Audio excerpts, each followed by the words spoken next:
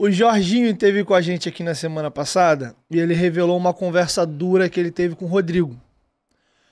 Segundo o Jorginho, quando ele chega no Vasco na primeira passagem dele, foi em 2015, ele cita que o Rodrigo, naquele momento, na visão do Jorginho, ele estava tendo uma liderança negativa. Eu vou explicar porque você não deve ter assistido o episódio. Não é que ele tinha uma liderança negativa, a forma dele cobrar às vezes era um pouco negativa, que o Jorginho explica que tem atleta que se tu chegar dando porrada neles, elevando a moral deles, que ele tem condições de fazer melhor, ele reage melhor.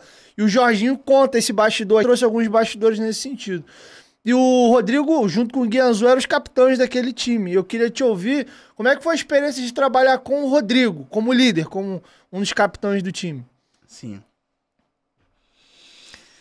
Dois líderes que se complementavam, se completavam. Acredito que ele veio de uma geração mais antiga, que se resolvia meio na porrada, mais nessa agressividade.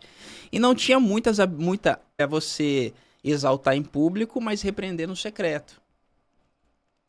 Mas da maneira perante o árbitro, ou na discussão, numa briga contra o adversário. Rodrigo, acho que não vou conseguir jogar no grau 2, tá doendo demais. Tá doendo demais. E ele falou assim, não quero saber o que você vai fazer. Você vai jogar esse jogo. Você tem que jogar. Você não vai falar nada pro treinador. Aguenta aí e joga esse jogo. Então assim, eu vou fazer o possível pra superar essa dor e jogar esse jogo. Isso. Mas tava doendo demais. Então assim, eu fui pro jogo mentalizando que ia fazer um vestiário.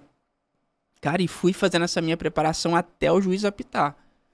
Quando o juiz apitou, cara, foi uma atmosfera, uma outra adrenalina, a torcida gritando, eu consegui jogar o jogo ou tá inseguro. O cara vem e fala assim, meu amigo, você vai jogar e pronto. Assim, pra baixo, ou meio não querendo jogar, que não era nem por questões técnicas, ou às vezes até era por questão de lesão.